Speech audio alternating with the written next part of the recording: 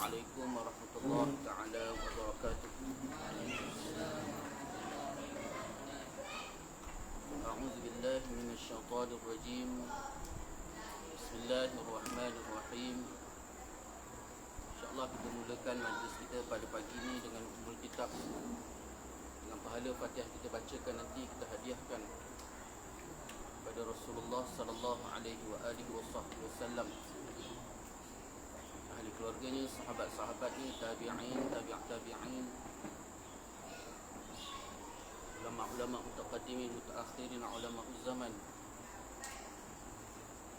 khususnya kepada Al-Imamul Hujjatul Islam Al-Ghazali rahimahullahu ta'ala.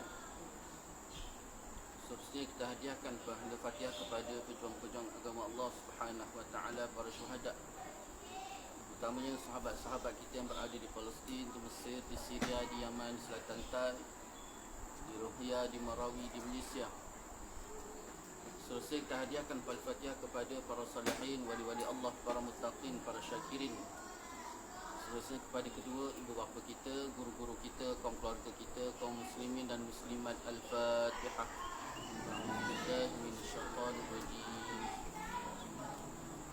Bismillahirrahmanirrahim. Alhamdulillahi rabbil alamin.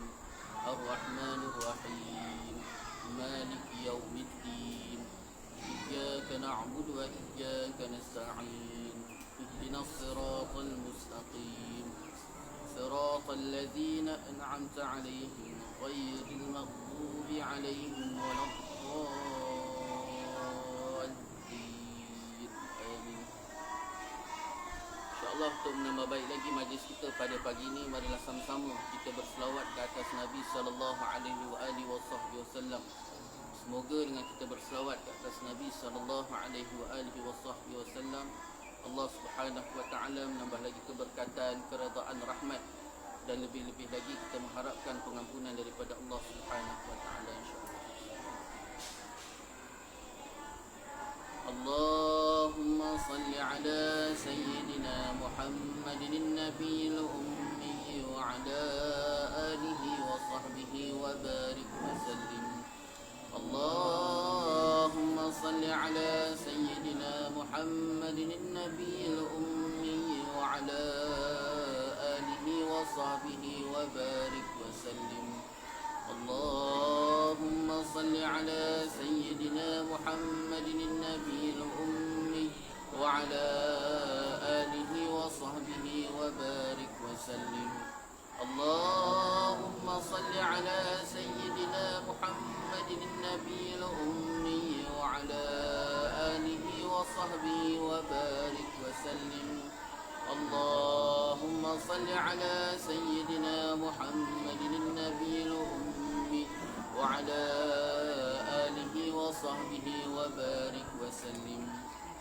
Allahumma salli ala Sayyidina Muhammadin Nabiyil Ummi wa ala alihi wa sahbihi wa barik wa sallim. Allahumma salli ala Sayyidina Muhammadin Nabiyil Ummi wa ala alihi wa sahbihi wa barik wa sallim. Allahumma salli ala Sayyidina Muhammadin Nabiyil Ummi wa ala alihi wa sahbihi wa barik wa sallim. Allahumma salli ala Sayyidina Muhammadin Nabiyil Ummi wa ala alihi wa sahbihi wa barik wa sallim. Allahumma salli ala Sayyidina Muhammadin Nabiyil Ummi wa ala alihi wa sahbihi wa barik wa sallim. Bismillahirrahmanirrahim. Alhamdulillahi rabbil alamin. Wa bihi nasta'in ala umuri dunya waddin. Wassalatu wassalamu ala sayyidil mursalin khatimin nabiyyin Muhammad sallallahu alaihi wa alihi wa sahbihi wa sallam, wa ala alihi wa ashabihi wa tabi'in wa tabi'in tabi'in lahum bi ihsanin ila yaumiddin. Subhanaka la 'ilma lana illa ma 'allamtana innaka antal alimul hakim. Rabbi shrah li sadri wa yassir li amri wahlul 'uqdatam min lisani yafqahu qawli. Rabbi zidna ilma warzuqna fahma. Allahumma yassir wa la tu'assir. Rabbi tamim bil khair ya Fattah ya Alim iftah lana futuhal arifin. Wala hawla wala quwwata illa billahil aliyil azim. Wala hawla wala quwwata illa billahil aliyil azim. Wala hawla wala quwwata illa billahil aliyil azim. Amma ba'd. قال الله تعالى في القرآن العظيم أعوذ بالله من الشيطان الرجيم بسم الله الرحمن الرحيم ألم نشرح لك صدرك ووضعنا عنك وزرك الذي أنقض ظهرك ورفعنا لك ذكرك فإن مع العسر يسرا إن مع العسر يسرا فإذا فرغت فانصب إلى ربك فارغب صدق الله العظيم. Alhamdulillah, pertama-tamanya marilah sama-sama kita merafakkan rasa syukur kita kehadrat Allah Subhanahu wa taala. Dengan keizinan Allah dapat sama-sama kita bertemu dan bersua lagi pada pagi ini, dan sama-sama kita mengharapkan semoga pertemuan kita pada pagi ini Allah Subhanahu wa taala penuhkan dengan keberkatan, keredaan, rahmat, dan lebih-lebih lagi kita mengharapkan pengampunan daripada Allah Subhanahu wa taala. Dan insya-Allah kita akan sambung lagi pengajian kitab Mukashafatul Qulub yang telah dikarang oleh Al-Imam Al-Hujjatul Islam Al-Ghazali rahimahullah ta'ala. Masih lagi perbincangan kita pada bab yang ke-17, membicarakan mengenai taubat. Muka surat 148. Qala al-musannif rahimahullah ta'ala wa nafa'ana wa iyyakum ajma'in. Ketahuilah, sesungguhnya taubat itu adalah wajib dengan dalil-dalil daripada ayat Al-Quran dan hadis-hadis Nabi sallallahu alaihi wasallam. Imam Ghazali sebut bahawa kita bertaubat kepada Allah SWT ni adalah wajib. Wajib bukan hanya sekadar ke atas dosa, bahkan dia juga wajib atas dasar syukur. Sebabnya pernah Rasulullah sallallahu alaihi wasallam ditanya oleh Sayyidatina Aisyah radhiyallahu anha.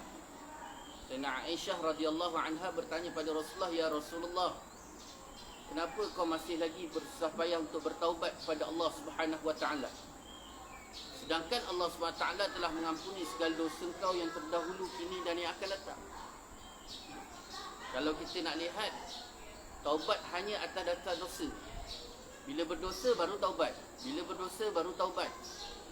Bila berdosa baru nak istighfar, nak mohon ampun kepada Allah SWT, maka sudah barang pasti Rasulullah tidak perlu bertaubat. Rasulullah SAW itu tidak perlu beristighfar, mohon ampun pada Allah SWT. Sedangkan Rasulullah itu telah diampun oleh Allah SWT akan segala dosa, dipelihara oleh Allah SWT akan segala maksiat ataupun perkara-perkara yang dilarang oleh Allah SWT ke atas Nabi SAW. Allah Ta'ala pelihara Nabi daripada buat benda-benda yang berdosa. Tapi kenapa Rasulullah bertaubat? Kenapa Rasulullah juga beristighfar, mohon ampun kepada Allah SWT? Ini persoalan yang diajukan oleh Sayyidatina Aisyah radhiyallahu anha. Dan Aisyah tanya pada Rasulullah, "Ya Rasulullah, kenapa kau bersusah payah bertaubat kepada Allah SWT? Memohon ampun kepada Allah.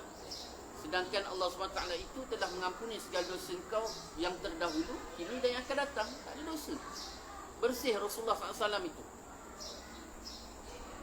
Tiga kali. Tiga kali terjadinya pembedahan dada Rasulullah SAW. Jibril datang membersihkan hati Rasulullah daripada sebarang penyakit hati. Kita kalau tak buat dosa dengan zahir, mungkin ada masalah penyakit hati. Dengan sifat takaburnya, dengan sifat ujubnya, yang mungkin tak nampak pada zahir perbuatan dosa kita, tetapi ditakuti besarnya dosa hati kita. Apa jawapan Rasulullah? Rasulullah SAW menjawab, "Wahai Aisyah, tidak bolehkah aku melakukan taubat pada Allah SWT atas dasar aku bersyukur kepada Allah di atas segala nikmat yang telah diberikan oleh Allah SWT ke atas." Maknanya tuan, gambaran kepada kita, taubat ini bukan hanya sekadar dosa. Taubat bukan hanya sekadar dosa, tapi bertaubat kepada Allah SWT juga sebagai tanda syukur kita kepada Allah SWT di atas nikmat yang diberikan oleh Allah SWT ke atas kita. Nikmat yang tidak terkira. Allah SWT hidupkan kita sebagai manusia, itu juga satu nikmat. Apatah lagi Allah SWT mencukupkan diri kita dengan pelbagai keperluan-keperluan dalam kehidupan. Kesihatan yang baik, makan yang cukup, minum yang cukup, kehidupan suasana.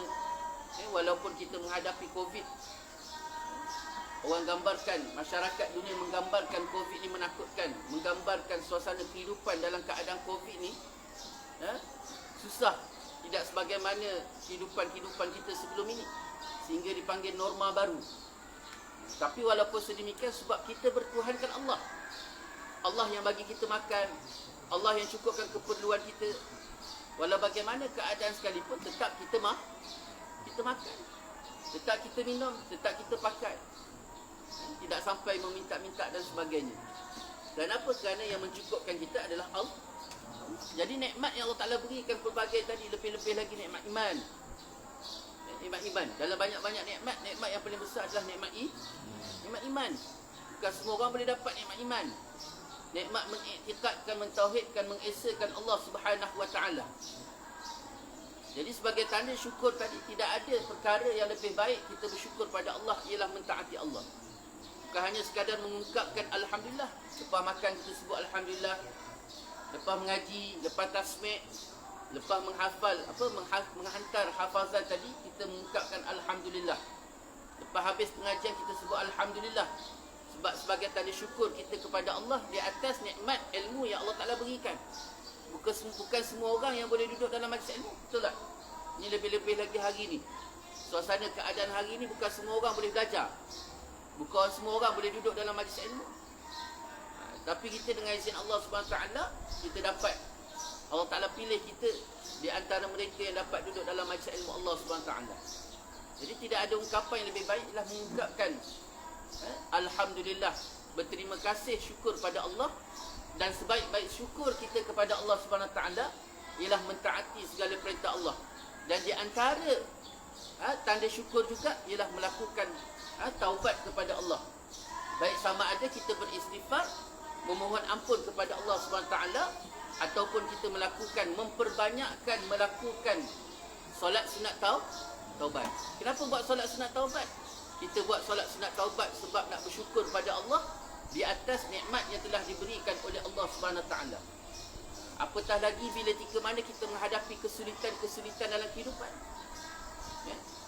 Kalau antum sebagai pelajar susah nak belajar, pagi ni rasa susah nak tasmih, susah nak buat hafazan, susah nak buat ulangan, hati rasa resah.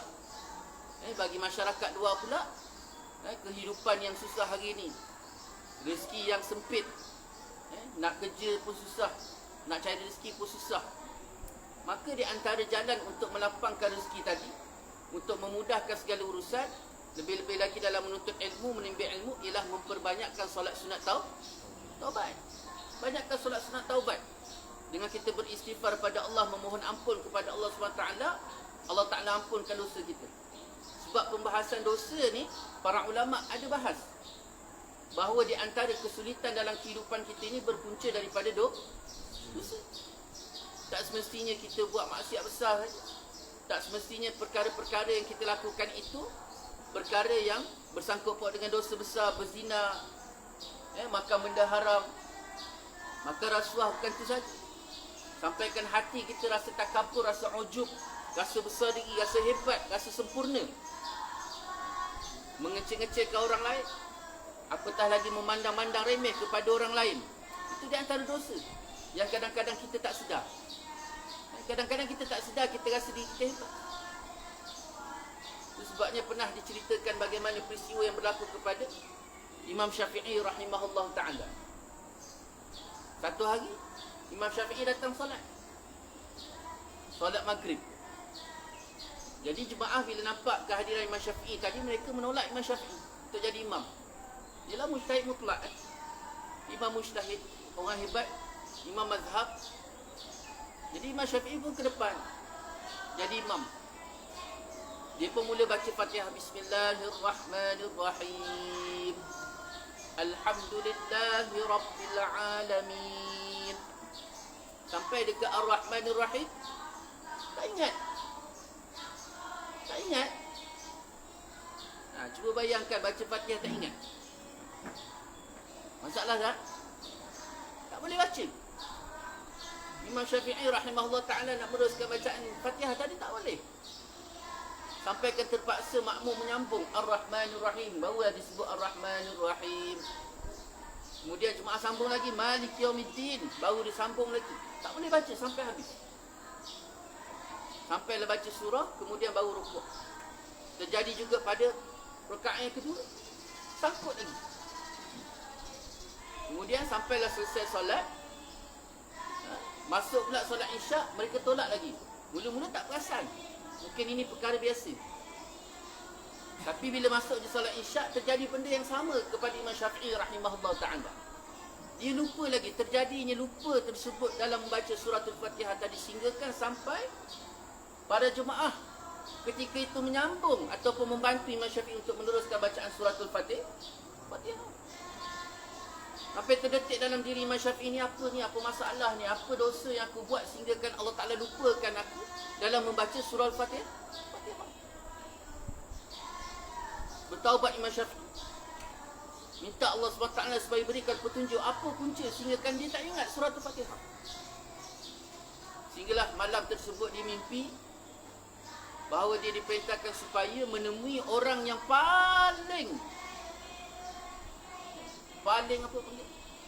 Paling rendah martabat, paling miskin, paling hina. Orang yang paling hina sekali. Dalam mimpi itu, gambaran mimpi tadi memerintahkan kepada Imam Syafi'i supaya menemui orang yang paling hina di kota dia ketika itu. Jadi keesokan harinya, bagi Imam Syafi'i tidak ada orang yang paling hina kecuali boleh menemui orang yang paling hina tadi. Di mana? Di pasar. Jadi akhirnya Imam Syafi'i pun buat keputusan, dia pergi ke pasar. Dia jalan. Sekali dia ternampak orang sedang mengais sampah, mengutik-ngutik sampah. Bila mengutik sampah tadi, dia pun ikut orang tadi. Sampailah ke satu tempat perhimpunan sampah. Dihimpunkan sampah. Jadi adalah bukit-bukit sampah, banyak sampah. Dekat tempat kita pun ada kan, tempat simpan sampah tu kan, tempat pelupusan sampah. Dihimpunkan semua sampah-sampah. Jadi dia pun berjalan dekat situ. Dia berjalan dekat tempat sampah tadi, tiba-tiba dekat tengah-tengah satu bukit sampah tu ada seorang yang tengah-tengah mengais sampah dalam keadaan bajunya yang lusuh, bajunya yang... Dia pun naik bukit tadi sikit-sikit, naik bukit sampah tadi, mendekati lelaki tadi. Dalam mimpi tu kata apa? Kau mesti cium tangan dia. Jadi Imam Syafi'i rahimahullah ta'ala naik atas bukit tadi, sampai dekat lelaki tua tadi dalam keadaan lusuh, kotor dekat sampah, dengan kutip-kutip sampah, kais sampah tadi. Pegang tangan Imam Syafi'i pegang saja tangan lelaki tadi, pakcik tua tadi. Nak dicium tangan, tiba-tiba lelaki tadi tarik. Pakcik tua tadi tarik tangan dia. Pakcik tua tu kata, engkau ni tak ada adab ni. Engkau ni tak ada adab. 3 kali diulang, kau ni tak ada adab.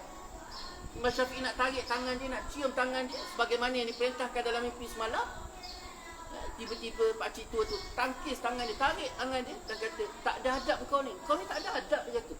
Kau ni tak ada adab. Terus pakcik tu cerita, semalam kau jadi imam pada solat maghrib, kau lupa baca surah Fatihah kan? Dia kata. Rakaat pertama, rakaat kedua, begitu juga solat Isyak. Pakcik tu cerita pula sebiji apa yang berlaku kepada Imam Syafi'i. Lalu Imam Syafi'i makin tercengang. Macam mana pakcik ni boleh tahu?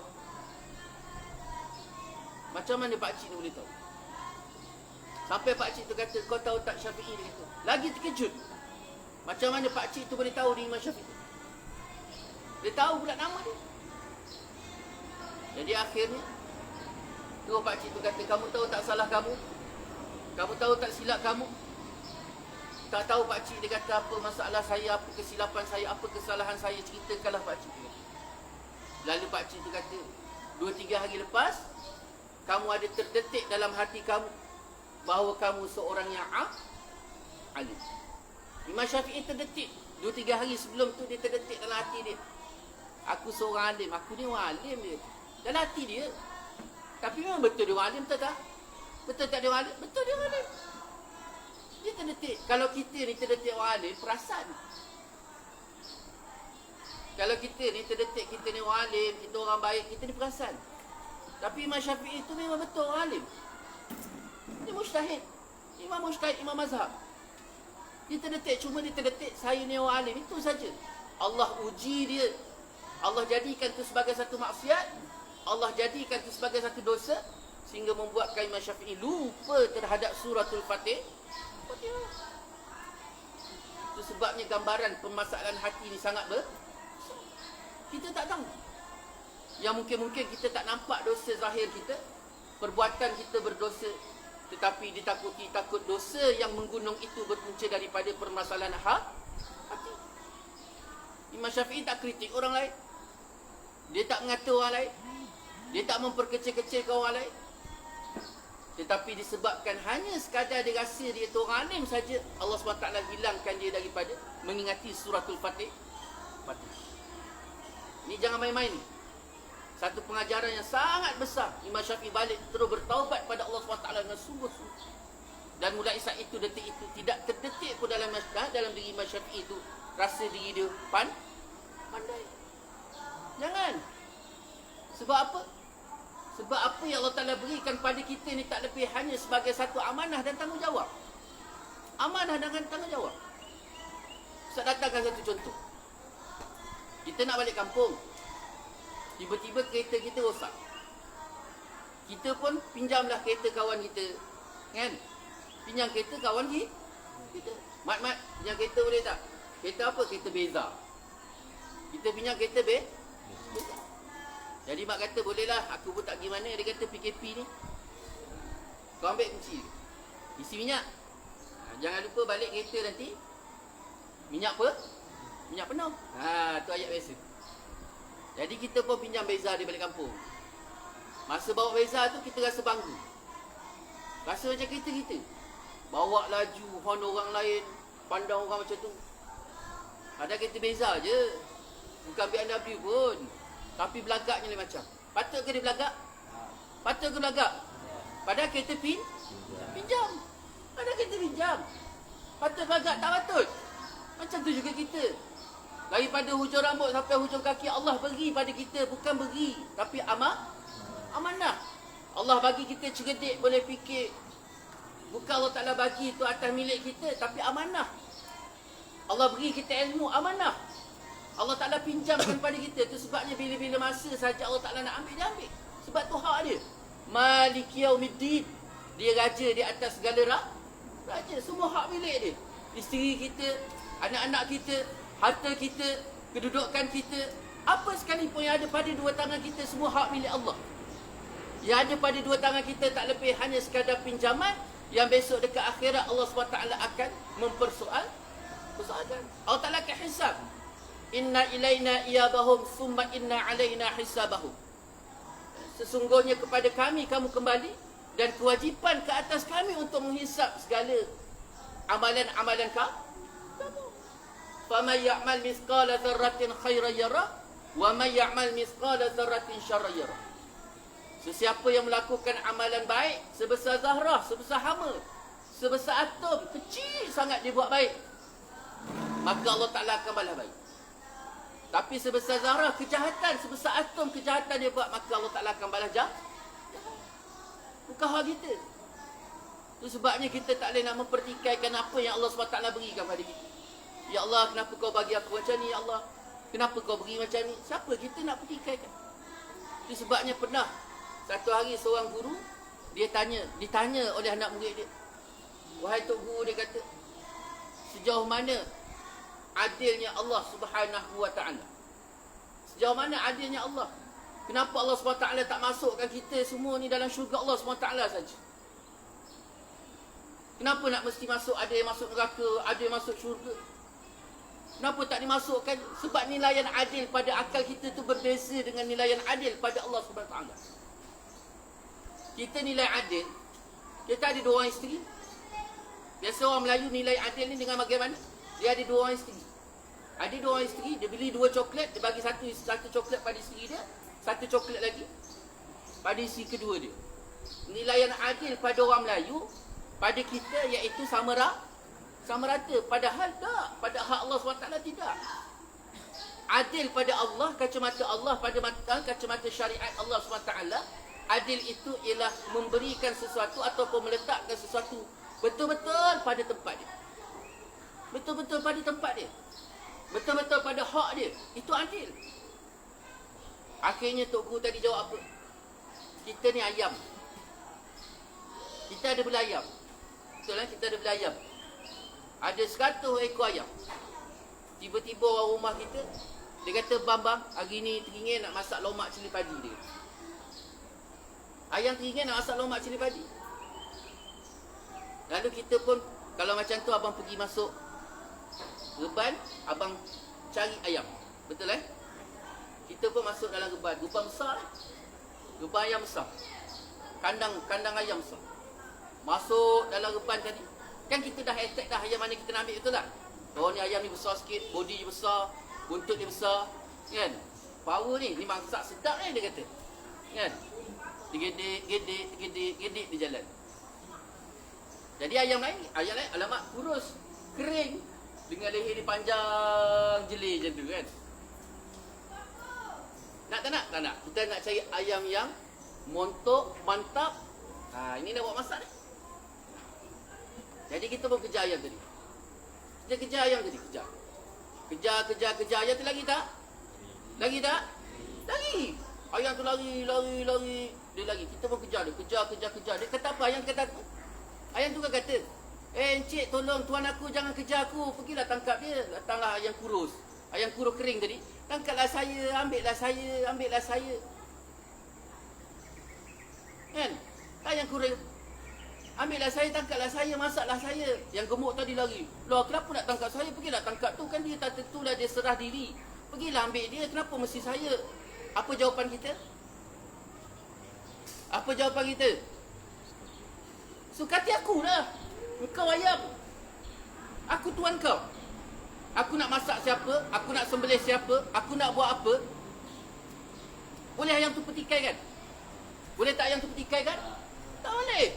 Itu juga kita dengan Allah. Siapa kita yang nak mempertikaikan hak Allah?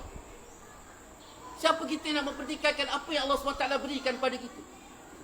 Apatah lagi apa yang Allah SWT berikan pada kita ni adalah yang terbaik. Kita ni hidup ada keterikatan qada dan qadar Allah. Ada keterikatan qada dan qadar, betul tak? Beriman, salah satu daripada rukun iman ialah mempercayai, mengimani qada dan qadar Allah. Ulama sebut Allah SWT dalam menetapkan qada dan qadar setiap makhluk dia dan hamba-Nya tadi, terutamanya manusia, setidak-tidaknya tak lepas daripada 2 perkara. Setidak-tidaknya tak lepas daripada 2 perkara. Apa 2 perkara tersebut? Yang pertamanya ilmu Allah. Allah menulis, melakarkan setiap qada dan qadar kita ni, pertama sekali tak lepas daripada ilmu Allah SWT. Apa maksud ilmu Allah? Allah maha mengetahui. Dia tahu, dia maha mengetahui apa yang telah berlaku, dia maha mengetahui apa yang sedang berlaku, dia maha mengetahui apa yang akan berlaku. Dia tahu. Kita tak tahu. Yang kita nampak kita hari ni kita pergi ngaji, besok kita jadi orang alim. Jangan kata besok 10 tahun lagi. Yang 5 minit lagi pun kita tak tahu apa akan berlaku selepas ini. Betul tak? Allah maha mengetahui. Itu sebabnya Nabi Allah Musa AS pernah 40 hari 40 malam datang menemui Allah SWT. Betul tak? Di Jabal Tursina. Di Bukit Tursina. Nabi Allah Musa pernah tanya pada Allah, wahai Allah, tunjukkan kepadaku sejauh mana keadilanmu, wahai Allah. Macam orang tu tadi.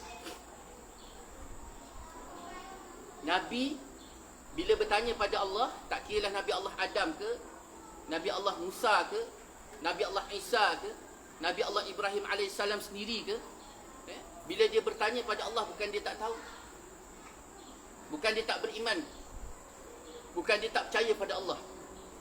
Tapi Nabi dan Rasul bila dia bertanya pada Allah ni, kita kena yakin. Dia bertanya pada Allah sebab dia nak bermanja-manja dengan Allah SWT. Dia nak bermanja-manja dengan Allah. Bukan dia tak percaya dengan Allah. Allah Ta'ala tu maha ada. Nabi percaya. Tapi dia bertanya tu untuk mengukuhkan lagi keimanan dia. Dan dia nak bermanja-manja. Macam kita lah. Kan kita tanya mak kita, Mama, Mak, kan kita tanya mak kan, Mak sayang saya tak? Mak sayang saya tak? Apa jawapan mak? Kau ni bukan terbiat ke apa? Kalau aku tak sayang kau kecil-kecil dulu, aku dah picit kau mati, dia kata. Kan mak kata kan? Sebab kita tahu dah mak tu memang tentu sayang kita. Tak perlu dah kita tanya. Tapi kita, kenapa kita tanya mak kita kenapa? Mak kenapa mak sayang? Mak sayang saya ke tak? Kan kita tanya. Kenapa kita tanya? Kita tanya sebab nak bermanja-manja. Manja-manja. Kita nak mengesek-ngesek dengan mak. Begitu juga Nabi Allah Musa. Nabi Allah Musa dia tanya pada Allah SWT, wahai Allah, tunjukkanlah kepadaku sejauh mana keadilan kau, wahai Allah. Bukan dia tak percaya, tetapi dia nak bermanja-manja dengan Allah. Ini Allah Ta'ala suka hambanya bermanja-manja. Itu sebabnya kita ni kena bermanja-manja dengan Allah. Jangan bermanja-manja dengan makhluk. Bila bermanja-manja dengan makhluk, maka kita akan kecil. Bermanja-manja dengan Allah melalui solat. Bermanja-manja Allah dengan Allah SWT melalui kita mujahadah, berzikir, berwirid, bertafakur dengan Allah. Allah. Jadi Allah SWT jawab, wahai Musa, engkau tak akan sabar untuk melihat sejauh mana keadilan. Nabi Allah Musa ni, kalau guna bahasa kasar ni, jenis ketegak sikit. Ketegak tahu ketegak? Ketegak tahu ketegak? Ketegak ni degil. Jadi degil sikit. Dia minta lagi, wahai Allah, tunjukkanlah ya Allah, insya-Allah aku sabar. Sebenarnya peristiwa ni dah banyak dah. Dalam Quran sendiri Allah SWT sendiri lakarkan bagaimana Nabi Allah Musa berhadapan dengan Nabi Allah Khidir. Benda yang sama juga. Nabi Allah Khidir kata, kau ni tak sabar. Nabi Allah Musa pujuk dah, aku sabar. Akhirnya jadi juga, tak sabar juga. Sampai 3 kali Nabi Allah Musa pujuk pada Allah. Lalu Allah SWT perintahkan kepada Nabi Allah Musa, wahai Musa, kalau macam tu, kau pergi cari satu batu besar. Cari satu batu besar. Yang mana batu besar tadi, dia duduk berhampiran dengan air mata air. Ada air mata air, kemudian dekat sebelah dia tu ada batu besar. Dan kau duduklah di belakang batu besar tu. Dan apa sekalipun yang berlaku, jangan kau tinggalkan batu besar tu. Apa yang berlaku, jangan tinggalkan batu besar tu. Jadi Nabi Allah Musa pun berjalan cari satu air mata air. Sampailah satu tempat, dia jumpa satu tempat air mata air yang mana ada satu batu besar sebagaimana yang disebut ataupun yang dikenaki oleh Allah SWT. Dia pun duduk dekat belakang batu. Tengah Nabi Allah Musa duduk dekat belakang batu tu, tiba-tiba ada seorang lelaki naik kuda. Lelaki dia naik kuda. Dia berjalan kuda, dia nampak air mata air tadi, dia pun turun, dia berhenti kuda dia, dia tambat kuda dia, lepas tu dia turun. Dia turun daripada kuda, dia pun minum air. Dia minum air tadi. Minum. Lepas dia minum air tadi, dia pun ringkas bangun, dia nak naik semula atas kuda. Waktu dia nak naik atas kuda, orang dulu kan ada uncang. Tahu uncang? Ada uncang duit. Ikat kat pinggang. Jadi uncang duit dia tu jatuh. Waktu dia nak atas kuda, uncang duit dia jatuh. Dia pun naik atas kuda, dia tak berasa nak atas kuda tu uncang lagi. Tak lama kemudian tiba-tiba datang pula seorang anak muda. Dia nampak air mata air, dia dekati air mata air tadi, dia pun minum. Minum. Tengah dia minum, tiba-tiba dia nampak uncang duit. Dia pun dekati uncang tadi, dia buka-buka uncang tadi, tengok-tengok dalam ada duit. Jadi bila dia tengok dalam ada duit, dia pandang kiri, pandang kanan, tengok tak ada orang pun. Dia pun ikat balik uncang tadi, dia pun ikat uncang tadi dekat pinggang dia. Dia pun berjalan. Tak lama kemudian datang seorang pakcik tua. Pakcik tua bertongkat buta. Pakcik tua bertongkat buta. Jalan-jalan. Tiba-tiba pakcik tu rasa dia dekat dengan air mata air tadi, dia pun minum air. Dia tengah minum pakcik buta tadi tengah minum air, tiba-tiba orang muda yang naik kuda tadi yang uncang dia jatuh tu datang. Datang menghampiri pakcik tadi, dia tanya daripada atas kuda, Pakcik nampak tak uncang saya ada uncang duit jatuh dekat sini. Pakcik tu kata, dah aku dah nampak. Macam mana pakcik tu nak nampak? Dia buta. Dia buta. Dia tanya lagi pakcik takkan tak nampak? Memang pakcik tu tak nampak, dia buta. Takkan pakcik tak nampak? Dah, saya tak nampak nak, dia kata. Pakcik tak nampak, dia kata. Pakcik mesti tahu. Dah, sampaikan budak, orang muda tadi dia tak puas hati, dia turun. Dia tanya lagi, dia dekat dengan pakcik tu, dia tanya lagi. Dia tanya pakcik tu, nak ngaku macam mana? Memang pakcik tu tak nampak. Dan pakcik tu tak tahu. Akhirnya orang muda tadi, naik kuda tadi, dia ketuk pakcik tadi, mati pakcik. Dia ketuk pakcik tu, dia marah sangat pakcik tu tak nak ngaku. Dia ketuk pakcik tadi, pakcik tu jatuh mati. Orang muda tadi bila nampak pakcik tu jatuh mati je, orang muda tadi naik atas kuda terus berlalu pergi. Terus pergi. Nabi Allah Musa tadi, bila dia nampak pakcik tu dah kena ketuk tadi, tak sabar dia. Hilang sabar dia terus. Dia lupa yang bahawa Allah SWT perintah apa sekalipun terjadi, jangan tinggalkan batu tadi. Dia pun berlari kat pakcik tadi, dia riba pakcik tu. Dia riba pakcik tadi. Pakcik tu mati. Tak lama kemudian, diriwayatkan bahawa Jibril AS datang turun daripada langit. Datang menemui Nabi Allah Musa yang tengah riba pakcik tadi. Wahai Musa, Nabi Allah Musa tengok Jibril tengok. Wahai Musa, Nabi Allah SWT sampaikan salam kepada engkau, wahai Musa. Lepas jawab salam, wahai Musa, kan betul Allah SWT kata engkau ni tak sabar. Sedangkan Allah SWT perintah pada engkau jangan tinggalkan batu apa sekalipun yang berlaku. Nabi Allah Musa kata apa? Macam mana aku tak tinggalkan batu? Pakcik ni kan mati, dia kata. Kena ketuk sampai mati, takkan aku nak biarkan, dia kata. Akhirnya Jibril kata, sesungguhnya ini semua adalah perancangan Allah. Allah SWT perintahkan kepada aku untuk turun menemui engkau, wahai Musa, dan menceritakan tentang perihal yang sebenar, apa yang berlaku di antara mereka. Lalu Nabi Allah Musa bila dengar saja tadi, dia kata, wahai Jibril, ceritakan kepadaku tentang perihal yang sebenar, apa yang berlaku. Lalu ketika itu Jibril pun berceritakan, wahai Musa, orang muda naik kuda tadi tu, sebenarnya dia ada satu kerja. Dia ada satu bisnes, satu perniagaan. Dia ada satu perniagaan. Budak lelaki, kan ada budak lelaki minum ambil uncang tadi kan? Budak lelaki yang ambil uncang tu, dia ada seorang bapak dia dah meninggal dunia. Dulu bapak dia, waktu hidup bapak dia tadi, dia kerja dengan orang muda tadi naik kuda tu. Tetapi bila sampai masa dibayar upah, orang muda naik kuda tadi dia tak bayar upah bapak muda. Jadi mulai saat ini, detik ini, Allah SWT bayar semula upah tadi pada anak. Baik? Allah bayar upah tadi. Kan duit tu dapat ke anak tu secara tak langsung. Allah bayar upah sebab orang muda tadi dia tak bayar upah bapak muda. Satu. Lepas tu Nabi Allah Musa tanya lagi, habis pakcik ni macam mana? Dia kena bunuh pula. Apa kena mengena dengan mereka? Lalu Jibril kata, sesungguhnya pakcik ni, waktu muda dia dulu seorang gedebek. Apa maksud gedebek? Samsing. Pakcik ni samsing. Bapak budak yang ambil duit uncang tadi, kan dia dapat duit. Sebab bapak dia kan meninggal. Bapak dia meninggal sebab dibunuh oleh pakcik ni. Pakcik ni masa muda dia tak buta. Dia dah tua baru buta. Jadi saat ini, detik ini, Allah balas balik dosa dia. Dia mati dalam keadaan dibunuh. Kerana masa muda dia dulu, dia bunuh bapak budak. Nampak tak rangkaian cerita tadi? Sambungan cerita tadi? Hebat tak Allah? Kita tak tahu apa rahsia Allah SWT dalam kehidupan kita. Kita tak tahu apa rahsia di sebalik daripada segala ketetapan Allah dalam kehidupan kita. Baik sama ada tok nenek moyang kita ke atas, sampailah kepada kita hari ini. Dan mungkin besok anak cucu kita. Mungkin hari ini kita nampak hebat, tapi kita tak tahu kehebatan kita tu boleh bawa kebaikan pada kehidupan kita ataupun membawa kemudaratan, apatah lagi kemudaratan pada anak cucu kita. Mungkin hari ini kita nampak tak hebat, tetapi dengan sebab kita nampak tak hebat tadi, Allah Ta'ala nampakkan hebat pada anak cucu kita. Kita tak tahu rahsia Allah. Segala-galanya itu rahsia Allah Subhanahu Wa Ta'ala.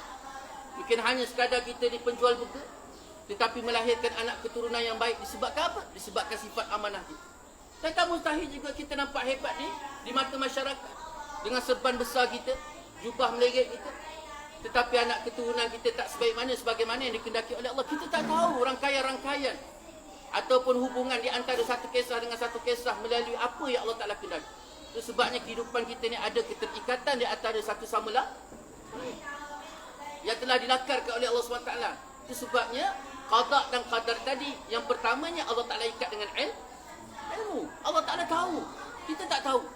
Yang keduanya Allah SWT ikat ataupun Allah Ta'ala lakarkan qada dan qadar tadi dengan Rahman, dengan Rahim, dengan sifat kasih sayang Allah SWT. Itu sebabnya apa sekalipun yang kita dapat pada dua tangan kita, yang mungkin tidak baik pada mata kita, tetapi hakikatnya tetap baik pada Allah SWT. Itu sebab Allah Ta'ala sebut secara jelas dalam Quran. Allah Ta'ala sebut apa? Wa asa an takrahu syai'aw wa huwa khairul lakum wa asa an tuhibbu syai'aw wa huwa syarrul lakum wallahu ya'lamu wa antum la ta'lamun. Dan mungkin kamu membenci ataupun tidak menyukai sesuatu perkara tersebut padahal dia baik bagi kamu. Dan mungkin kamu menyukai sesuatu perkara tersebut padahal dia buruk bagi kamu. Wallahu ya'lamu wa antum la ta'lamun. Dan bermula Allah SWT itu mengetahui padahal kamu tidak ketahui. Kita nampak benda tu baik. Contohnya apa? Kaya. Semua orang nampak kaya tu baik. Tetapi dengan sebab kaya tadi belum tentu baik untuk kita, padahal dia buruk bagi kita. Berapa ramai orang kaya disebabkan kaya tadi dia leka dan lupa daripada mengingati Allah Subhanahu Wa Taala. Betul tak? Semua orang suka kaya, tetapi padahal kaya tadi tak baik. Boleh menjadi punca kepada kelekaan, kelalaian daripada mengingati Allah Subhanahu Wa Taala. Begitu juga sakit. Siapa suka sakit? Tak ada orang suka sakit. Tak ada orang suka COVID-19. Tak ada orang suka musibah. Tetapi berapa ramai disebabkan musibah tadi dia kembali kepada Allah Subhanahu Wa Taala. Disebabkan sakit tadi dia kembali kepada Allah. Itu sebabnya Allah Taala tutup ayat tadi, wallahu ya'lamu wa antum la ta'lamun. Allah Taala tahu, kita tak. Itu sebabnya Allah Taala ikat qada dan qadar ni, pertamanya dengan ilmu Allah dan yang keduanya dengan rahim ataupun dengan kasih sayang Allah Subhanahu Wa Taala. Walau bagaimanapun ulama sebut, setidak-tidaknya dengan dua perkara ini sudah menjadi ataupun mencukupi bagi kita bahawa apa yang datang pada dua tangan kita adalah yang terbaik. Yang mungkin pada mata kita nampak tak baik, pada hakikatnya dia tetap membawa kebaikan besar pada diri kita. Itu sebabnya dalam kita menjalani kehidupan kita ni, kita tak tahu dosa mana yang kita buat, apatah lagi perkara-perkara yang bersangkut dengan hati kita. Maka ketika itu kita dituntut supaya memperbanyakkan istighfar dan memperbanyakkan taubat pada Allah SWT. Sehingga kan para ulama menyebutkan bahawa kalau katalah kita ni berat nak bertaubat, kita berat nak beristighfar mohon ampun pada Allah SWT, kita jauh lebih sombong daripada Nabi SAW. Rasulullah SAW itu seorang Nabi, seorang Rasul, seorang yang telah diampunkan dosa dia, yang telah dipelihara daripada segala maksiat, daripada segala sesuatu perkara yang boleh mendatangkan kemurkaan Allah SWT. Tetap beristighfar pada Allah, tetap bertaubat pada Allah. Apatah lagi kita yang terdedah dengan dosa, maka sudah barang pasti wajib ke atas kita untuk memperbanyakkan istighfar dan memperbanyakkan bertaubat kepada Allah SWT. Itu sebabnya kata-kata Imam Ghazali kata apa? Ketahuilah olehmu, sesungguhnya taubat itu adalah wajib dengan dalil-dalil hadis dan juga ayat-ayat Quran. Di antaranya Allah SWT sebut di dalam surah An-Nur ayat 31, a'udzubillahi minasyaitonirrajim, bismillahirrahmanirrahim, wa tubu ilallahi jami'a ayyuhal mu'minun la'allakum tuflihun. Dan bertaubatlah kamu kepada Allah, wahai orang-orang yang beriman, supaya kamu termasuk dalam golongan orang-orang yang beruntung. Allah Ta'ala perintahkan sendiri pada kita supaya memperbanyakkan taubat, mohon ampun pada Allah SWT, supaya kita termasuk dalam golongan orang-orang yang beruntung. Jadi itulah sikit sebanyak yang dapat kita kongsi bersama pada pagi ini. Banyak-banyak kita berdoa pada Allah SWT supaya Allah Ta'ala berikan kita kefahaman yang baik, diberikan kita kekuatan, kelapangan jalan untuk senantiasa kita duduk dalam ketaatan dan pengabdian pada Allah SWT, diberikan kita kekuatan untuk senantiasa bertaubat dan beristighfar pada Allah. Dan kita harapkan supaya Allah SWT masukkan kita di antara mereka yang mendapat keampunan Allah SWT dan termasuk dalam golongan mereka yang beruntung di dunia dan lebih-lebih lagi beruntung di akhirat Allah SWT. Baik di dunia, dan kita harapkan kebaikan besar di akhirat Allah SWT. Jadi sekadar dulu yang baik itu datang daripada Allah SWT, yang tidak baik itu menunjuk ke masyarakat sendiri. Wabillahi taufiq wal hidayah. Wassalamualaikum warahmatullahi taala wabarakatuh.